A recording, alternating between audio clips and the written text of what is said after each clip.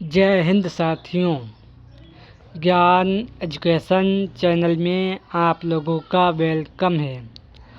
आज समान ज्ञान के मोस्ट इम्पोर्टेंट क्वेश्चन लाए हैं जो आने वाले SSC MTS SSC GD Bihar police UPSC exam के लिए वेरी इम्पोर्टेंट सेशन होने वाला है, इसलिए सेशन में एंड तक बने रहें।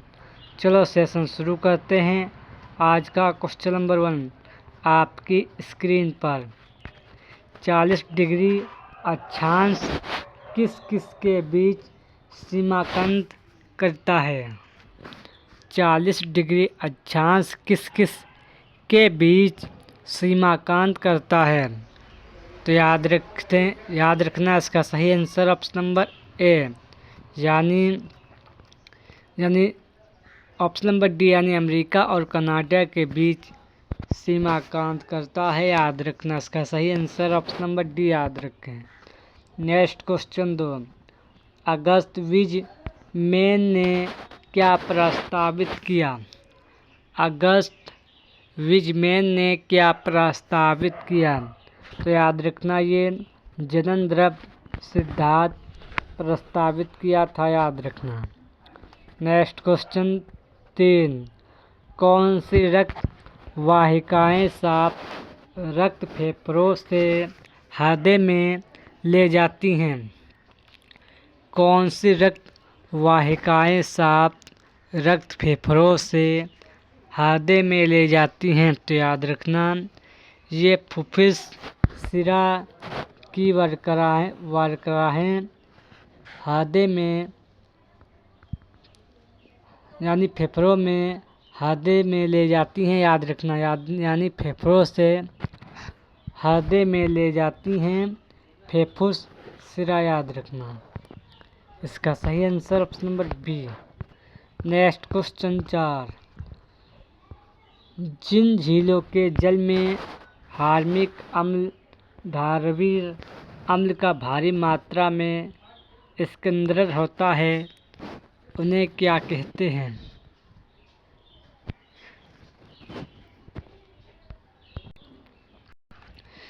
जिन झीलों के जल में हार्मिक अम्ल धारवीय अम्ल का भारी मात्रा में स्कंदन होता है उसे क्या कहते हैं, तो साथ ही याद रखियो उसे दुष्प्रसर झील कहते हैं। याद रखना। नेक्स्ट क्वेश्चन 5 कुक्कुट की निम्नलिखित में से कौन सी नस्ल भूमध्य सागरीय श्रेणी की है।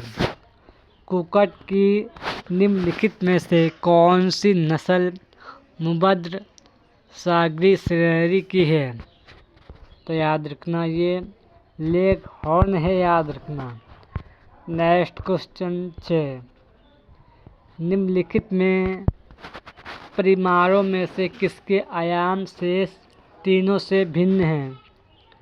निम्नलिखित परिमाणों में से किसके आयाम शेष तीनों से भिन्न हैं, तो याद रखना ये कोरी संवेग प्रति यूनिट द्रव्यमान यह तीनों से भिन्न है, यानी ऊर्जा प्रति यूनिट आयतन, बल प्रति क्षेत्रफल, उल्टता और आवेश यूनिट आयतन का गुणनफल। इनसे ऑप्शन नंबर डी यानी कोरी संवेग प्रति यूनिट द्रव्यमान ये भिन्न है। याद रखना। नेक्स्ट क्वेश्चन 7 बर्नौली का सिद्धांत निम्नलिखित में से किसके संरक्षण का प्रकाशन है, तो याद रखना ये ऊर्जा का है। याद रखना। नेक्स्ट क्वेश्चन 8 जब किसी बॉडी का वेग दुगना कर दिया जाता है तो याद रखना तो इसकी संवेग दुगनी हो जाती है। इसका सही answer option number C. Next question 9 कोई हवाई जहाज एक समान रफ्तार से 36 उड़ान भर रहा है और उसमें एक बैग नीचे फेंक दिया जाए तो वायु के प्रतिरोधी को नज़रअंदाज करते हुए जब बैग भूमि पर गिरेगा तब हवाई जहाज़ का क्या दिशा होगा? तो याद रखना, जब हवाई जहाज़ वेग के ठीक ऊपर होगा, याद रखना। नेक्स्ट क्वेश्चन 10, कंप्यूटर की स्पीड को मापने के लिए निम्नलिखित में से कौन सी यूनिट का प्रयोग लाई जाती है? कंप्यूटर की स्पीड को मापने के लिए निम्नलिखित में से कौन सी यूनिट प्रयोग में लाई जाती है? तो याद रखना, ये MIPS यूनिट प्रयोग में लाई जाती है, याद रखना। नेक्स्ट क्वेश्चन है 11, DHCP का प्रयोग निम्नलिखित में से किसके लिए किया जाता है? DHCP का प्रयोग मुख्यतः निम्नलिखित में से किसके लिए प्रयोग किया जाता है? तो याद रखना, ये उपकरण में स्वतः IPS एड्रेस उपलब्ध कराने के लिए इसका प्रयोग किया जाता है। नेक्स्ट क्वेश्चन 12, बिना बूझे चूना का रासायनिक नाम क्या है? बिना बूझे चूने का रासायनिक नाम क्या है? तो याद रखना, ये कैल्शियम ऑक्साइड है, याद रखना।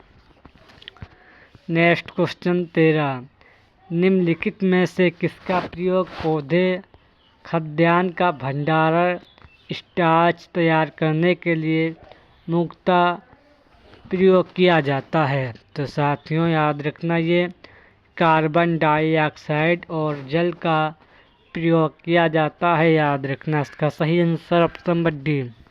Next question 14, milk of magnesia के रूप में बाजार में लाए जा रहे प्रति अम्ल का मुख्य तत्व क्या है? तो याद रखना, ये MgCO4 है। इसका सही answer option number C. Next question 15, निम्नलिखित में से कौन सी पुस्तक पर्यावरण पर केंद्रित है? निम्नलिखित में से कौन सी पुस्तक पर्यावरण पर केंद्रित है? तो याद रखना, ये पुस्तक साइलेंट स्पेयरिंग है। इसका सही answer option number B. Next question 16, एक अंतर्राष्ट्रीय आंदोलन जिसका उद्देश्य पर्यावरण की समस्या से संबंध होकर विश्व को बचाना है, वह कौन सी है? तो याद रखना, वो ग्रीन ट्रेंड है, याद रखना। नेक्स्ट क्वेश्चन 17, जल में अधिक मात्रा में फ्लोरीन पाए जाने पर निम्नलिखित में से क्या समस्या हो सकती है? जल में अधिक मात्रा में फ्लोरीन पाए जाने पर निम्नलिखित में से क्या समस्या हो सकती है? तो याद रखना, ये फ्लोरोसिस की समस्या हो सकती है, याद रखना। नेक्स्ट क्वेश्चन 18, सूचित किया जा रहा है कि भूमंडलीय तापक्रम में वृद्धि के कारण समुद्र जल pH मान लगातार घट रहा है। ये किस कारण हो रहा है? तो याद रखना, ये समुद्र जल द्वारा CO2 अधिक लेने के कारण हो रहा है, याद रखना। इसका सही आंसर ऑप्शन नंबर है। नेक्स्ट क्वेश्चन 19, विश्व के किस देश में चाय की सबसे अधिक पैदावार होती है? विश्व के किस देश में चाय की सबसे अधिक पैदावार होती है? तो साथियों, ये चीन में चाय की सबसे अधिक पैदावार होती है, याद रखना। नेक्स्ट क्वेश्चन 20, साउथ पोल पहुंचने वाला प्रथम व्यक्ति कौन था? साउथ पोल पहुंचने वाला प्रथम व्यक्ति कौन था? तो याद रखना, ये व्यक्ति एमंडसेन था, याद रखना। इसका सही आंसर ऑप्शन नंबर है। नेक्स्ट क्वेश्चन 21, निम्नलिखित में से नेमसेक पुस्तक के रचयिता कौन है? निम्नलिखित में से नेमसेक पुस्तक के रचयिता कौन है? तो याद रखना, ये झोपा लहारी है, याद रखना। नेक्स्ट क्वेश्चन 22, राष्ट्रीय विज्ञान दिवस कब मनाया जाता है? राष्ट्रीय विज्ञान दिवस कब मनाया जाता है? तो साथियों ये 28 फरवरी को राष्ट्रीय विज्ञान दिवस मनाया जाता है, याद रखना। नेक्स्ट क्वेश्चन 23, अभी तक ज्ञात विश्व का सबसे बड़ा तेल रिजर्व कहाँ है? तो याद रखना ये अभी तक ज्ञात हुआ विश्व का सबसे बड़ा तेल कारखाना ये तुम्हारे वेनेजुएला में है, याद रखना। नेक्स्ट क्वेश्चन 24, कुदनकुलम परियोजना किस राज्य में स्थित है? कुदनकुलम परियोजना किस राज्य में स्थित है? तो साथियों याद रखना ये तमिलनाडु राज्य में स्थित है। Next question 25, Gokhale by political गुरु पुस्तक किसने लिखी? तो याद रखना ये MK गांधी जी ने लिखी थी, याद रखना।